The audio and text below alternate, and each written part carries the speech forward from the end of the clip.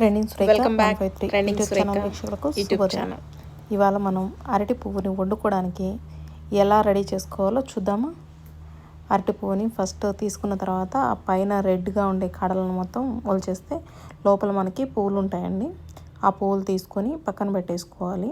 చాలామందికి ఇవి ఎలా వండుకోవాలో తెలియకనే వండుకోవట్లేదండి. దీంట్లో మంచి ప్రోటీన్స్ ఉన్నాయి. చాలా హెల్త్కి మనకి చాలా మంచిదండి అరటిపువ్వు తింటే. ఇది ఎలా సిద్ధం చేసుకోవాలో తెలుసుకున్నామంటే చాలా ఈజీ అండి. ప్రతి దాంట్లోనూ వాడుకోవచ్చు దీన్ని. మనం దీన్ని ఇట్లా ముందుగా చేసి పెట్టేసుకోవాలంటే చేతులకి నూనె పూసుకోవాలండి. నూనె పూసుకొని మాత్రమే చేసుకున్నామంటే మన చేతులకు కొంచెం జిడ్డు తగలకుండా ఉంటుంది. ఎందుకంటే దాంట్లో నుంచి వచ్చే పాలు మనకి తగులుతాయి. నేనేమో ఫ్రెష్గా చెట్టు నుంచి కోసుకొచ్చాను, మీకు చూపించాను కదా ఇంతకుముందు. అందువల్ల నేను చేతులకి నూనె రాసుకొని చేస్తున్నాను. ఈ జిగురు తగిలితే మనకి కొంచెం అరటికాయ ఒలిచేటప్పుడు ఎలా జిగురు తగులుతుంది, చేతికి జిగురుగా ఉంటుంది కదా, అలాగే దీనికి కూడా ఉంటుందండి. దీన్ని కట్ చేసుకొని మనం తీసుకున్న తర్వాత ఉప్పు నీళ్ళలో వేసుకోవాలి. దీన్ని ఎలా తీసుకోవాలని చూద్దామా. ఫస్ట్ ఈ లీఫ్ ఒక్కొక్క దాన్ని తీసుకొని ఒక లీఫ్ లాగా ఉంటుంది.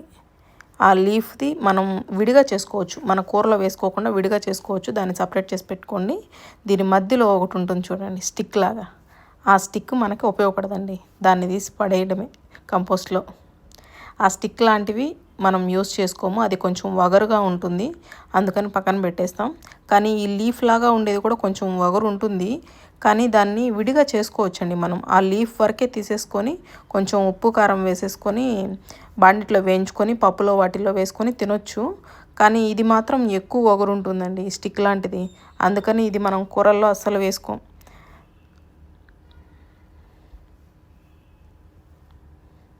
వీటన్నిటిని అలానే సిద్ధం చేసుకుందామా. ఈ మధ్యలో ఉండేదాన్ని ఏం చేయాలని చాలామందికి డౌట్ వస్తుంది కదా. ఇది ఇంకా పెద్దది ఉందండి. ఇంకా కొన్ని పువ్వుల్ని మనం తీసుకోవచ్చు.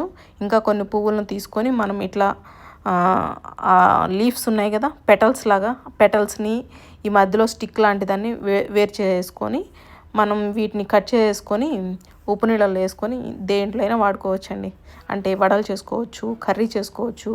యాజ్ టీజ్ మన వంటలు ఎలా చేసుకోవాలి అలా అరటి పువ్వుని వండుకొని తినాలని మనస్ఫూర్తిగా ఆశిస్తున్నాను. ఈ ఛానల్ ఇంతవరకు చూసినందుకు థ్యాంక్ యూ. మిగతా వీడియోలు కూడా చూడాలని కోరుకుంటున్నాను. Thank you.